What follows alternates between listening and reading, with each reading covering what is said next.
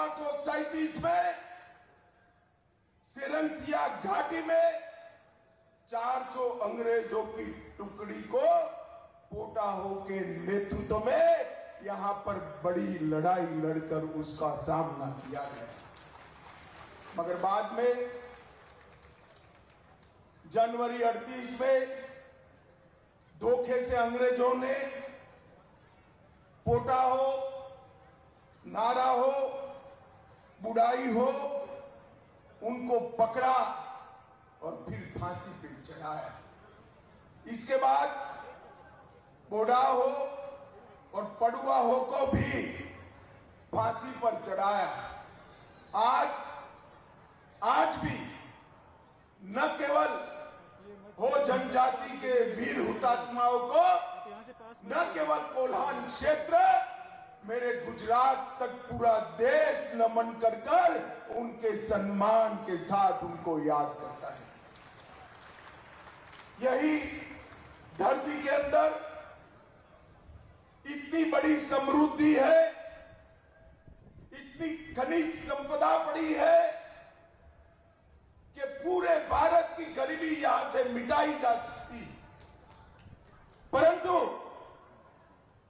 हमारे समय में पूर्ण बहुमत इजरायल को अकेले ही ईरान से भिड़ जाना चाहिए। यह बात नेतन्याहू के सलाहकार रहे मार्क रेगेव ने एक इंटरव्यू के दौरान कही, जिसका मतलब यह है कि इजरायल को जरूरत पड़ने पर अमेरिका का भी इंतजार नहीं करना चाहिए, क्योंकि मार्क रेगेव के मुताबिक ईरान इजरायल के लिए किसी बुरे सपने से कम नहीं है, और ऐसे में अगर उसके हाथ परमाणु बम लग गया तो वो जब चाहेगा इजरायल की गर्दन मरोड़ देगा। ईरान भी इन दिनों जैसे तेवर दिखा रहा है, इजरायल को खुद पर खतरा बढ़ता दिख रहा है। इसी वजह से बेंजामिन नेतन्याहू से लेकर उनके रक्षा मंत्री तक कई बार इशारों में ईरान को हमले की धमकी दे चुके हैं।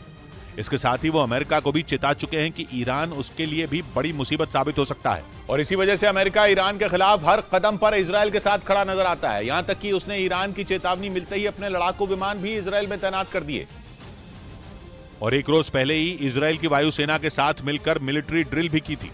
अमेरिका और इजरायल के फाइटर जेट ने आसमान में गरज कर ईरान को अपना दम दिखाया था, लेकिन नेतन्याहू के पूर्व सलाहकार अमेरिका को मददगार की नजर से नहीं देखते।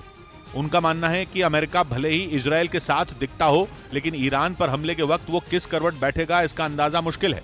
मार्क रेगेव के मुताबिक नेतन्याहू को अपने लोगों की सुरक्षा के लिए किसी के भरोसे रहने की जरूरत नहीं है, बल्कि अपनी सेना को इतना मजबूत करने की जरूरत है कि वो जब चाहे ईरान पर वार कर सके और उसकी धमकियों का जवाब दे सके। लेकिन नेतन्याहू के पूर्व सलाहकार की इस नसीहत के बीच ही इजरायल के नए रक्षा मंत्री योआव गैलेंट ने एक बार फिर अमेरिका से ही गुहार लगाई। उन्होंने अमेरिका के रक्षा मंत्री से फोन पर बात की, और उन्होंने ईरान को सिर्फ इजरायल और अमेरिका के लिए ही नहीं बल्कि पूरी दुनिया के लिए बड़ा खतरा बता दिया। उन्होंने अमेरिकी रक्षा मंत्री से साफ कहा कि ईरान को रोकने के लिए दुनिया के देशों को एकजुट होना पड़ेगा।